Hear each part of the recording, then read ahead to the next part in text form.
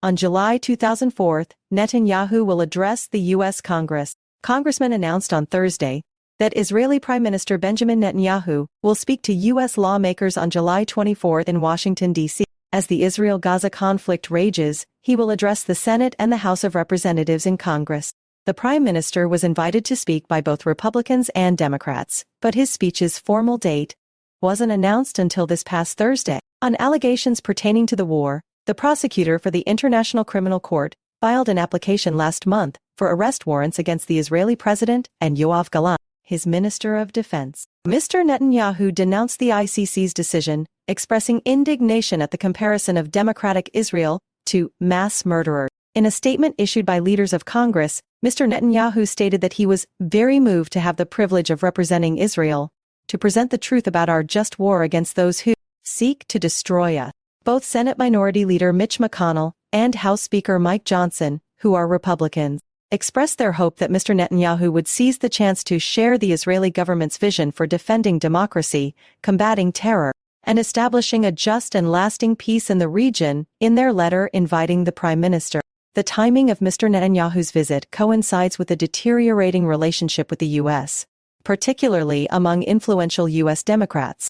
Leading Senate Democrat Chuck Schumer stated in a different statement that he had clear and profound disagreements with the Prime Minister, which I have voiced both privately and publicly, but he still approved of the invitation.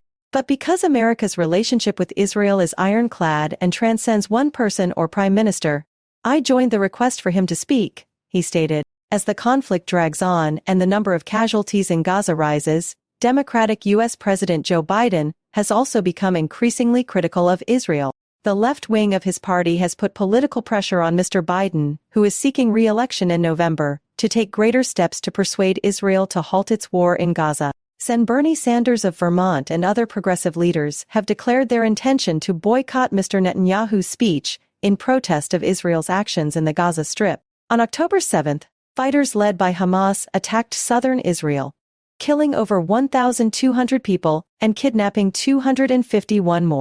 Since then, there have been nearly 8 months of violence in Gaza, and the health ministry operated by Hamas reports that at least 36,470 people have died there. Recently, Mr. Biden disclosed the administration's efforts to reach a ceasefire agreement that would initiate a 6-week break in hostilities in Gaza. According to the president's three-pronged strategy, before the war is permanently ended, there would be a surge in humanitarian supplies and a hostage exchange for Palestinian captives. However, several members of Israel's administration have voiced their disagreement to the proposal, which has cast doubt on the possibility of an agreement. Senior Likud Party legislator Hanuk Milwitsky told the BBC on Sunday that the arrangement was opposed by the entire Israeli government coalition and that it was completely unacceptable. When Republicans controlled both chambers of Congress in 2015, Mr. Netanyahu gave his farewell speech to them. Taking advantage of the occasion, he attacked Democratic President Barack Obama at the time for trying to reach an agreement with Iran and U.S. allies to limit Tehran's nuclear program.